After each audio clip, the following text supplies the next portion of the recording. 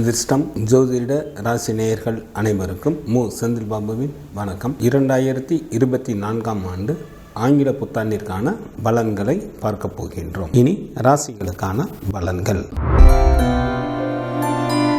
குரு பகவானை ராசி அதிபதியாக கொண்ட தனுசு ராசி அன்பர்களே, தங்களது ராசி அதிபதியான குரு பகவான் ஆண்டின் முதல் பாதி வரை ராசிக்கு 5ஆம் இடத்தில் அமர்ந்து இருப்பதால் அவர் அங்கிருந்து கொண்டு தங்களது ராசிக்கு 9ஆம் வீட்டையும் ராசிக்கு 11ஆம் இடத்தையும் தங்களது ஜென்ம ராசியையும் பார்வையிடுவதால் வாழ்க்கையில் நல்ல சரியான முடிவுகளை எடுப்பதற்கு உகந்த காலமாக தற்சமயம் உள்ளது. வருமானத்தில் நல்ல வளர்ச்சிகள் உண்டாகும். மதப்பற்று அதிகரிக்கும். குழந்தைகள் வழியில் நல்ல முன்னேற்றங்கள் ஏற்படும். ஆண்டின் பிற்பகுதியில் தங்களது ராசிக்கு 6வது வீட்டில் அமர்ந்துள்ள குரு பகவான் ஆண்டின் பிற்பகுதியில் தங்களது ராசிக்கு 6ஆம் வீட்டிற்கு குரு பகவான் செல்வதால் தங்களது செலவுகள் அதிகரிக்கும். ஆரோக்கியத்தில் கூடுதல் கவனம் செலுத்துவது தேவை. குடும்பத்தில் உள்ளவர்களிடம் இணக்கத்துடன் நடந்து கொள்வது நல்லது. உறவினர்களிடையே நெருக்கமான தொடர்புகள் உண்டாகும். சில தனுசு ராசி என்பவர்கள் வீடு, வண்டி, வாகனம் போன்றவைகள் வாங்குவதற்கும் வாய்ப்புகள் உண்டு.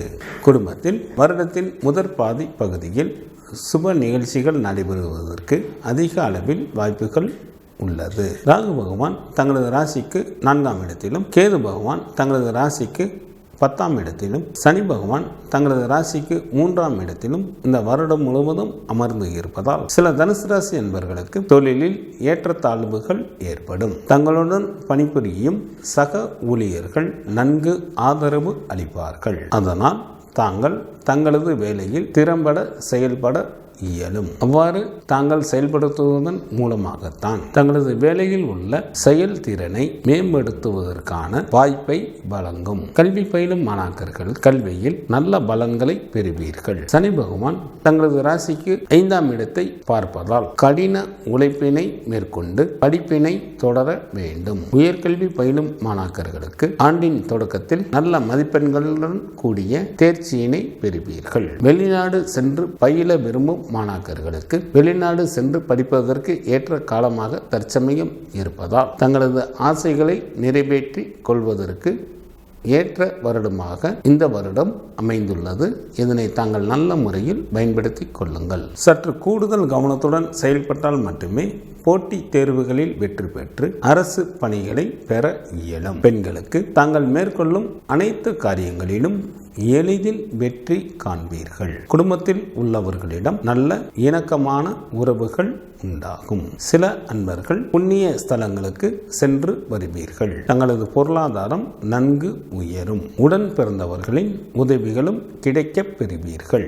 தனுசு ராசியில் உள்ள நட்சத்திரத்திற்கான பலன்கள். மூலம் நட்சத்திரத்தில் பிறந்தவர்கள் இந்த வருடத்தில் தாங்கள் மேற்கொள்ளும் காரியங்களில் எளிதில் வெற்றி காண்பீர்கள். சில அன்பர்கள் இழந்த பொருட்களை மீட்டுவதற்கு வாய்ப்புகள் உண்டு. உடன் பிறந்தவர்கள் விஷயத்தில் கருத்து வேறுபாடுகள் தோன்றி மறையும். சொந்த விஷயங்களை பற்றி யாரிடமும் கூறாமல் இருப்பது நல்லது. இல்லையெனில் அவர்களால் தாங்கள் சில இன்னல்களை அனுபவிக்க நேரிடும். பூராடம் நட்சத்திரத்தில் பிறந்தவர்களுக்கு இந்த வருடத்தில் தாங்கள் கடினமான உழைப்பினை மேற்கொள்வதன் மூலமாகத்தான் தங்களது ஆசைகளை நிறைவேற்றிக் கொள்ள இயலும். தங்களது உடல் ஆரோக்கியம் நன்றாக இருக்கும். யாருடைய மனதையும் புண்படுத்தும்படியான செயல்களை மேற்கொள்ளாமல் இருப்பது நல்லது. சில அன்பர்களுக்கு பூர்வீக சொத்துக்களின் மூலமாக நல்ல லாபத்தை அடைவீர்கள்.